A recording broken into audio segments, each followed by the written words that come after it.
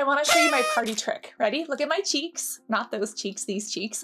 Watch what happens when I just lightly touch my face. They turn bright red. Well, there are many different reasons that people's faces can get red, but for a lot of people, it's embarrassing, or they're constantly trying to figure out how to get rid of it, or they just want to know why it's happening. Well, there are many reasons that people's faces turn red, but I wanted to share with you 5 of the top ones, so that if any of this sounds like you can take this information to a doctor or dermatologist and get a diagnosis that could help you with facial redness or facial flushing if it's something that's bothering you. Now, facial flushing is very different than overall facial redness, and we're going to speak a little bit about both. What you just saw me do was create more circulation in my skin. This happens naturally to just about everyone. If you ever pinch your cheeks, you can kind of increase circulation and cause redness. But for me, that redness is a little bit more extreme. And the redness in my face also happens all over my body, and it specifically happens if I scratch myself. Ready? This is my other party trick. I want to show you. Ready? Watch that. I barely raked my nails across my skin, but I'm going to get these big red welts. For me, this is dermatographia. Some people get dermatographia that actually welts up and is really bad, or some people just get a little bit of redness like I do. But if you notice that you touch your skin, or whenever there's something that scratches or scrapes up against you, especially if it happens more when it's cold outside, you might actually have dermatographia, which is a histamic reaction in the skin. Histamine is what your body creates when you're actually having an allergic reaction, so it's kind of like an inflammatory hive-like reaction in the skin. Can you see how red that is? Like, no joke, and it doesn't hurt me at all. Now, this is also related to circulation. There's basically lots of blood vessels all over our skin and all over our body, but if those blood vessels are really close to the surface, or if they are really, really overactive, then they sometimes can flush. And this often happens when we're embarrassed. You probably have had that experience where your face gets a little bit red, your cheeks get red when you say something embarrassing, or if you think back about a moment with a crush or public speaking or something that kind of makes you cringe. Well, it's totally normal to blush, but for some people, blushing is taken to the next level. This is called idiopathic craniofacial erythema, and it's basically this massive flush of redness that takes over people's faces, their ears, and yes, their chest and their neck whenever they get embarrassed or socially anxious. And sometimes it happens for no reason. If we break down that word, idiopathic basically means no cause known. Craniofacial means the cranium, this area, and facial, this area, and erythema, eryth means red. So it's this unknown cause of facial redness and flushing. And unfortunately, this is something that can come along with social anxiety, specifically if you get embarrassed more often than others. And then the flushing and the fact that people see you turn bright red can make it even worse. This is something that I actually believe I have. Some of the doctors and derms that I've worked with have mentioned that they think I have it, but because I work with them and they are not my doctors and derms, I actually need to go get this diagnosed by a separate derm. But I've actually been having this issue more and more frequently, especially post-COVID. Idiopathic craniofacial erythema is idiopathic, meaning there is no defined reason for it. However, it does seem to come alongside social anxieties, and especially since the pandemic, a lot of people have felt a little bit more socially awkward. And for myself, especially with certain conversations or certain topics, my face just tends to flush like nobody's business. You may have even seen it in a reaction video or two, but I turn absolutely bright red and it can't be hidden. For me, it's not painful. For some people it is. And although the exact cause is unknown, there may be psychological or anxiety things that are related to it. And if you do have this massive blushing, flushing response, go see a doctor or dermatologist, or even speak to a psychologist, because this extreme blushing response is not bad, it's not dangerous, it's not deadly, and it's not transferable, just the same way dermatographia is not bad, dangerous, deadly, or transferable, but they can be aesthetically unpleasing or just psychologically uncomfortable. And the best treatment for extreme blushing could be some mental health resources. Also, just understanding the way that your body flushes, the way that blood circulates towards the face close to the skin, and how that shows up as redness in our cheeks or the rest of our face, head, and neck. Another reason that your skin may be constantly red is because of a damaged skin barrier. I think we've all had that experience where we go a little bit too hard with certain products, certain exfoliants, maybe a scrub that was a little bit too intense for our skin. And unfortunately, when switching out too many products at a time or not using products that actually nourish and rebuild our skin barrier and overly strip them, we can end up with a damaged skin barrier. If we actually look at a diagram of our skin, it has multiple layers. The epidermis is 5 tiny little layers, and the dermis is 2 big, thicker layers. Well, on top of the epidermis, there's actually something called the acid mantle. If you want to think of your skin like a castle, the acid mantle is the moat around the castle. And the castle walls with all the bricks or whatever they make castles out of are your skin cells. Well, that moat that is a liquid that basically protects the castle is very similar to the acid mantle or the moisture barrier that protects your skin. But what happens if we overly cleanse our face, if we use too many stripping exfoliants or a whole bunch of really scratchy scrubs, and we get rid of that acid mantle? In our castle analogy, it's like, what happens if there's a drought that comes in, or somebody pokes a bunch of holes in our moat and completely drains it? Well, then the moat isn't going to work very well to keep things out, right? And that's similar to what happens to our skin. And especially when our skin barrier is damaged, it usually comes along with things like itchiness, like flakiness, like dryness, and yes, like redness. Now, you can have oily skin and a damaged skin barrier as well, but especially if you notice dryness, flaking, irritation, and a whole bunch of redness, you may be using too many products that are damaging that skin barrier. There are conditions like eczema and psoriasis, which naturally happen to people. They have a large genetic component, and these conditions actually cause a damaged skin barrier in the skin. You need to get these diagnosed and treated by a derm, but sometimes it is something genetic, or sometimes it's the products that are being used. But overall, if you think that your skin is red or flushed because you've overdone it with certain products, start backing off or using products that are a little bit more calming and a little bit less irritating. For instance, less fragrances, less colorants, and less things that have stripping or denatured alcohol. Another cause for facial redness that happens more often in women than in men is rosacea. We've spoken a lot about rosacea on this channel, but it's because rosacea can look so similar to acne. You see, rosacea is basically this redness of the skin that usually is a response to someone's lifestyle choices. For example, if the weather changes, their skin might get super red. If they eat spicy food or alcohol, their skin might flush and get red. And rosacea is a condition that has multiple different levels, basically, of how it presents on the skin. For some people, it's just a little bit of red flushing. For other people, they can actually have papulopustular rosacea. It honestly looks like acne, but with extensive redness. And rosacea doesn't always respond to acne medications the way that actual acne does. Rosacea can also be ocular, meaning around the eyes, which can be very painful and very dry.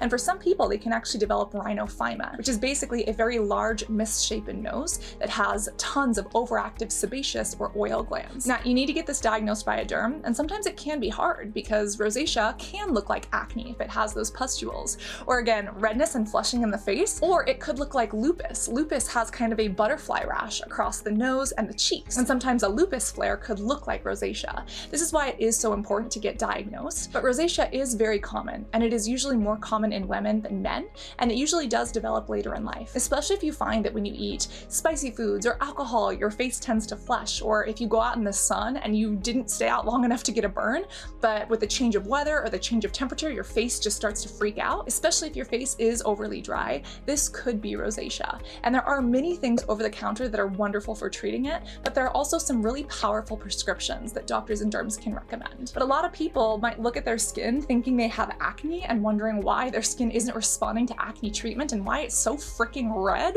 all of the time. And it might be because this is rosacea. So of course it's not responding to acne treatments, and we need to look at rosacea treatments instead. And then, unfortunately, you would think people would know this by now, but sunburns will make your face red. And some people don't realize when they've gotten sun exposure. For example, if you go outside to the beach, you lay down on the sand and you just chill there for 2 hours without sunscreen, you can probably expect to get a sunburn, right? Yes, but did you know that you can actually get a sunburn on cloudy days as well?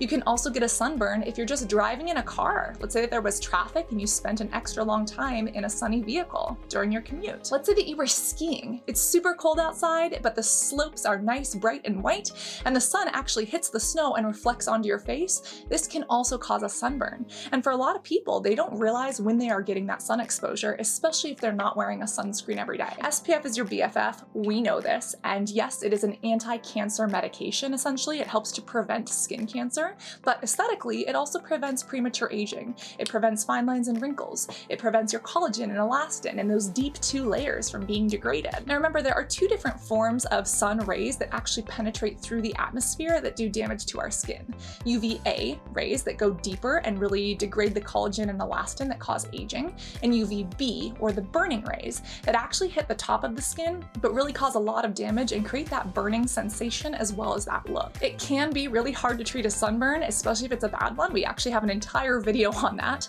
where we've shared what you need to do if you've had a major sunburn and when to go to the ER. But one of the best things you can do is prevent it from happening in the first place face by using a really good sunscreen. This one is actually one of my favorites. This is the All Calm Clinical Redness Corrector. It is expensive, but it is worth it. This is amazing. And if you are trying to prevent a sunburn and prevent that redness, yes, this will work. But also if you're like me and you just have redness or flushing of the skin, this actually helps to cover it up because it's slightly tinted. This was actually made, this is from Color Science, this was actually made by a group of people for those who have rosacea. So it was specifically made for people who have this skin condition that causes redness and flushing. And as you can see, here's my Dermatographia.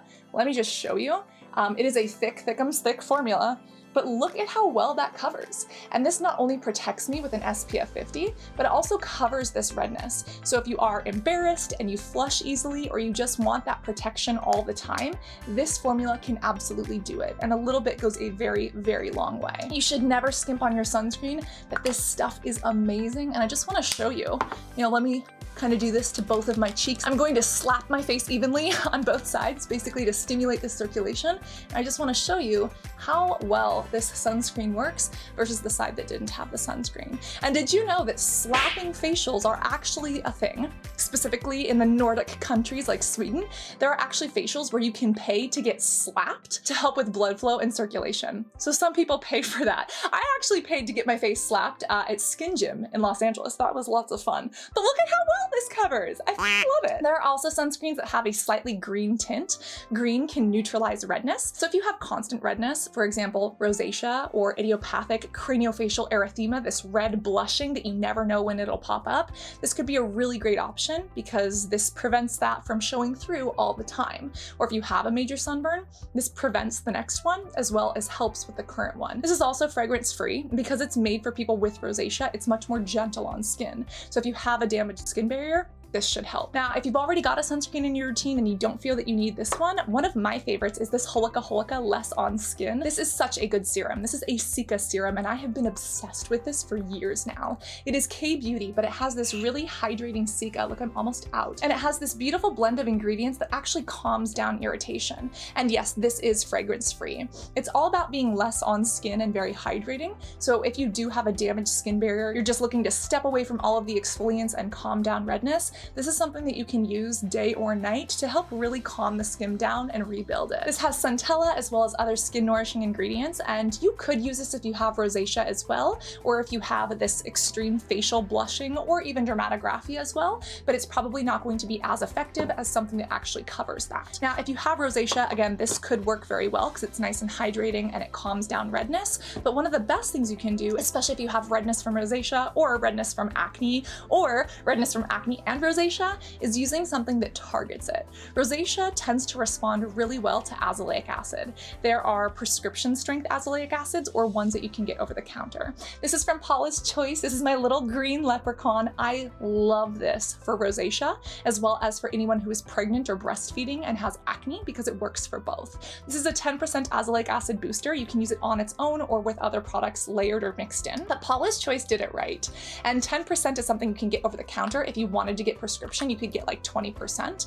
But if you've really been struggling with your skin and you're on the wait list to see a derm or you haven't been able to see a derm yet, this is something you could pick up and use over the counter. Now, again, you still want to get it diagnosed because you want to make sure that it is rosacea and it's not lupus or a staph infection or acne or something else. But for a lot of people who don't respond well to acne treatments and they have this redness as well as some of these papular pustule lesions, they find that azelaic acid works really well. And then when they do get that appointment with the derm says, hey, looks like you have rosacea. No wonder something like azelaic acid helped. Again, this one is great. There's one from The Ordinary. There's a ton of brands that have great azelaic acid products. This just happens to be one of my favorites that I always go to. But this is wonderful for facial redness if that redness is caused by something like rosacea. Facial redness isn't something to be embarrassed about, and especially if you have an anxiety disorder and you're blushing extensively, I know that's really hard to hear because it's like, you're gonna tell me that my extreme facial blushing isn't a problem and then I'm gonna blush when I'm embarrassed and then it's gonna be even more obvious and it's gonna make it even worse.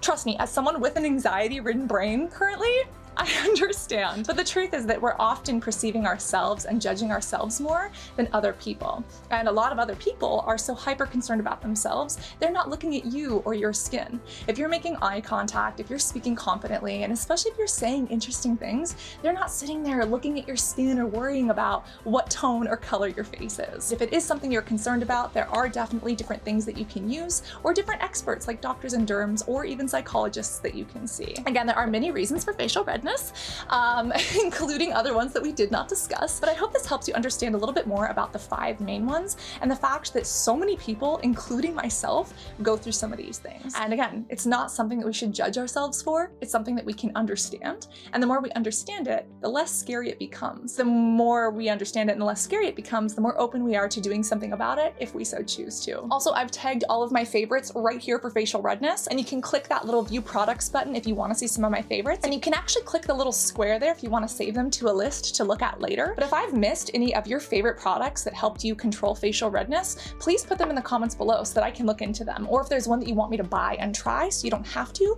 please leave it in a comment so that I can check it out. Also, if you want a deep dive on information about any of these skin conditions, you can actually search Cassandra Bankson Rosacea, or Cassandra Bankson Sunburn, or Cassandra Bankson skin condition in the YouTube search bar, and we've probably done a video on it. Specifically, if you search Cassandra Bankson how to treat a sunburn, I've shared with you some of my best tips and tricks, as well as when you need to call the hospital, when you need to go to the ER, versus when you can do something about it at home. So do always remember to stay hydrated, both orally and topically. This is a wonderful anti-redness hydrating serum. Always remember to reapply your SPF. Again, I love this one. And always remember to be beautiful both inside and out. I love you, and I cannot wait to see you in this next video. Love you guys. Bye.